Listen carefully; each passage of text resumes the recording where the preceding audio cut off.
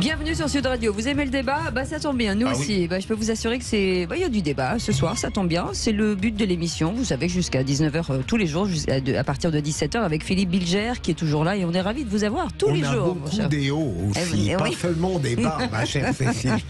C'est vrai qu'on a des hauts et moi j'ai un très bon. Bref. Nadir Kaya est avec nous. Emmanuel. Si vous avez un bon haut, il faut aller. Allez-y, allez jusqu'au bout. Écoutez, Emmanuel, ne me cherchez pas. Vous savez, vous ne me connaissez pas. Je suis une fille d'action. Le caméra sont là pour ça. Non, et puis on se souvient avec émotion, j'enlève le haut, j'enlève le bas. C'est vrai. Oui, c'est l'étape après. J'ai encore la tête, Quel souvenir. Oui, ça m'a marqué. En tout cas, vous vous êtes bien fait avoir dans cette publicité. Demain, j'enlève le bas et elle s'est retournée. Paf, c'est bien fait pour vous. Allez. Oui, mais n'empêche, oui, mon Dieu. Oui, mon Dieu. Oui, ça nous a laissé l'idée. Bref, allez, l'écoute projecteur de DPV. Les vraies voix Sud Radio, le coup de projecteur des vraies voix. Et au cours des derniers mois de 2022, les ventes des maisons neuves ont chuté de 28%, une augmentation des matières premières, des baisses de crédit accordées. Les constructeurs et les ménages modestes sont dans l'impasse. Philippe, avec notre invité ce soir pour en parler. Grégory Monod, président du pôle habitat de la Fédération française du bâtiment. Bonsoir Grégory Monod. Bonsoir. Alors les raisons de cette chute sont multiples, 28%, c'est énorme. Expliquez-nous. Alors il y a plusieurs phénomènes, vous l'avez dit, liés à cette baisse. Le premier, c'est que sur 2021, on a eu un nombre de ventes importantes du fait de l'anticipation de l'évolution de la réglementation environnementale, qui a fait que par rapport à ce qu'on pouvait avoir d'habitude, beaucoup de contrats de construction ont été signés. Et puis, sur ce début d'année, je dirais la crise des matériaux et c'est de plus en plus ressentir. Et donc, et la hausse également des taux d'intérêt ont fait que là, les prix se sont envolés et c'est de plus en plus difficile pour nos acquéreurs de pouvoir accéder au crédit et donc de pouvoir acquérir une maison. Et quand vous dites que les prix se sont envolés, est-ce qu'on peut avoir une fourchette pour qu'on comprenne bien à quoi ça correspond ? Alors l'impact de la réglementation environnementale 2020, donc qui est applicable depuis le 1er janvier 2022, c'est un impact à peu près sur l'ensemble du territoire. Je fais une moyenne de 7,5% à peu près. Vu que ça dépend un petit peu des zones climatiques, on peut être entre 5 à 12%. En fonction des secteurs. Donc ça, c'est l'impact de la réglementation. Et puis sur la hausse des matériaux, aujourd'hui, sur l'achat de matériaux sur une maison individuelle, on a une hausse à peu près de 20 à 22% en fonction encore du monde constructif. Philippe Bilger, aujourd'hui, pour les personnes qui veulent avoir accès justement à la propriété, donc c'est encore un coup de frein, c'est encore une catastrophe. Sûrement, Cécile, et si vous le permettez, pour compléter votre interrogation, j'aimerais demander à Grégory Monod. J'étais resté sur le policier Grégory Geron. C'est encore Grégory. Je voulais vous demander, est-ce qu'avant la crise, il y avait chez les Français une grande appétence pour les maisons individuelles? Vous sentiez un fort mouvement d'adhésion en faveur des maisons individuelles ou non? Oui, on a toujours senti un fort mouvement. D'ailleurs, il y a une étude qui n'a pas été faite par nous, mais par les géomètres experts, et qui disait que 67% de la population française, donc ça c'était même post-Covid, souhaitait habiter dans un logement individuel, un habitat individuel, de la maison groupée. Et donc oui, on a toujours une demande, une forte appétence pour ce type d'habitat qui est l'habitat familial par excellence. Emmanuel ? Une question une question et puis un petit constat. Moi, je trouve que c'est beaucoup plus profond qu'évidemment cette dimension conjoncturelle qui, hélas, obère le portefeuille des Français, parce que c'est une remise en cause de la manière dont la société française, jusqu'à présent, fonctionnait, avec ce rêve du pavillon, ce rêve de la maison individuelle. Je crois me souvenir que c'est une ministre d'être propriétaire, d'être propriétaire, et d'accession à la propriété, absolument. C'est quand même Emmanuel Vargon qui avait dit il faut passer à une société post-pavillonnaire. Le pavillon est quelque chose dont nous ne pouvons plus nous permettre. Alors ma question à monsieur, c'est évidemment, au-delà de la difficulté liée à la conjoncture économique, il y a aussi une autre dimension. Ce sont les règles environnementales, et notamment ce que l'Union européenne impose dans la manière de fabriquer des maisons. Est-ce que ça, c'est quelque chose qui aggrave encore plus la situation ? Alors, nos adhérents constructeurs et les constructeurs n'ont cessé de se réinventer justement suite à cette problématique parce qu'on a un vrai sujet, on ne nie pas, de devoir avoir une meilleure sobriété foncière. Ça, c'est un constat. Les surfaces de terrain de maisons ont réduit de moitié à peu près en 15 ans. Donc une consommation moindre, avec une surface de maison qui elle aussi a été réduite du fait, je dirais, des différentes réglementations. C'est pour ça qu'il faut qu'on soit innovant aussi avec ce type d'habitat. Et aujourd'hui, on sait densifier avec de la maison individuelle. Parce qu'en fait, la densification va dépendre aussi du territoire sur lequel on se trouve. Vous avez des territoires en France où il y a une vraie dynamique, une vraie activité économique, mais où, je dirais, l'habitat individuel se prête beaucoup mieux peut-être qu'à du collectif. Donc, il va falloir qu'on soit là aussi, on fasse les choses avec peut-être un petit peu plus de finesse. Mais vous avez raison, il y a un vrai changement de paradigme. Par contre, d'imaginer que tout le monde souhaite habiter dans du logement collectif, je dirais, je prends toujours un petit peu une image forte, mais on ne va pas faire les tours de Dubaï à Guéret pour loger des gens. Donc, à un moment, il faut aussi qu'on soit conscient de ce qu'est notre territoire et aussi de ce qu'est notre histoire par rapport à l'habitat. Est-ce qu'on sait où sont partis justement ces futurs propriétaires? Est-ce qu'ils étaient déjà propriétaires? Est-ce qu'ils sont restés dans la location? Est-ce qu'ils ont changé? Est-ce qu'on sait où ils sont aujourd'hui?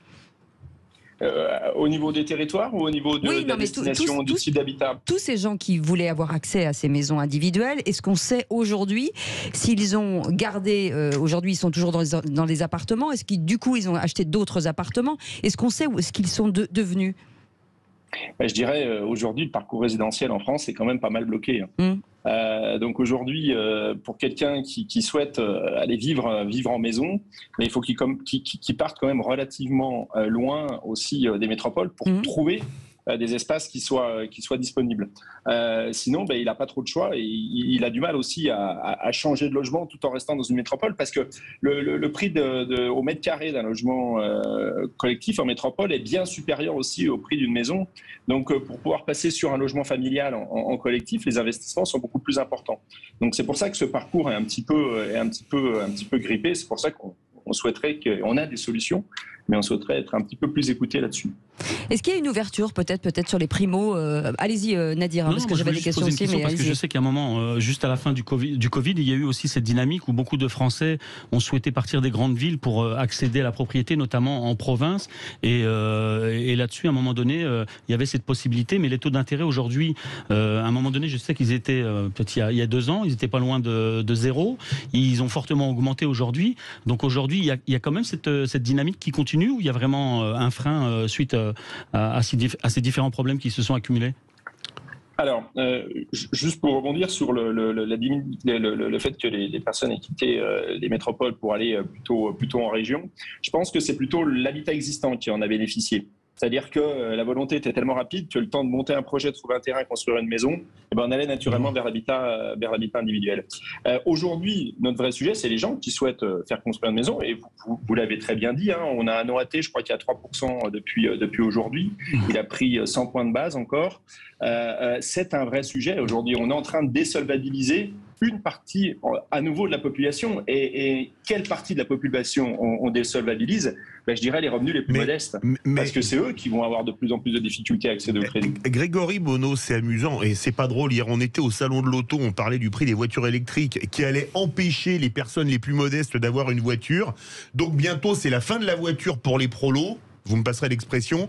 Bientôt, la fin de la maison individuelle, même à Guéret ou à Pierrefitte-Nestalas. J'irais même plus loin, la fin de la propriété peut-être. Parce que c'est-à-dire que même dans le collectif, on va avoir les mêmes sujets. On a des réglementations environnementales et là encore, je ne nie pas qu'on doit effectuer tous ces efforts. Entre la réglementation de 2005 qui est appliquée en 2007, c'est-à-dire en 15 ans, on a diminué par 3 la consommation énergétique dans le logement neuf. Donc aujourd'hui, c'est un coût tout ça. Et je dirais le fait qu'on ait des taux bas, on a pu absorber cette différence de coût. Le fait qu'on a un marché aussi de l'immobilier très fluide avec des plus-values qui pouvaient être réalisées en cas de revente, ça a permis aussi à nos acquéreurs d'être solvables. Aujourd'hui, on n'a plus tous ces leviers-là. Là, on a grillé nos cartouches.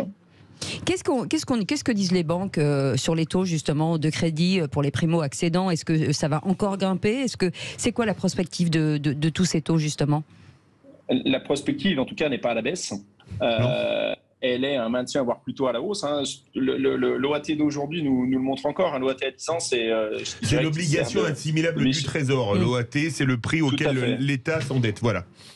Exactement. Donc, je dirais, les taux vont continuer à augmenter. Et le vrai sujet, c'est qu'aujourd'hui, on a aussi une réglementation qui est venue nous contraindre depuis 2021. C'est les réglementations du HCSF, du Haut Conseil à la stabilité financière, qui a encadré l'endettement maximum qu'une banque pouvait accepter dans le cadre d'un dossier de financement. Un taux d'usure aussi, on en a parlé ces derniers temps, qui lui aussi s'est envolé.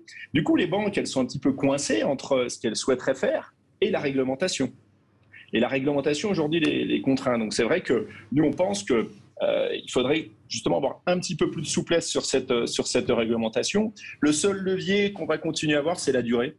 Parce que celle-ci n'est pas forcément réglementée et les banques ont un petit peu de marge de manœuvre à ce niveau-là, mais ça va rester un épiphénomène. Non, il faudrait que le prêt à taux zéro qui a été lancé par Périssol en 95, donc ça fait 27 ans qu'il existe toujours, a fait ses preuves.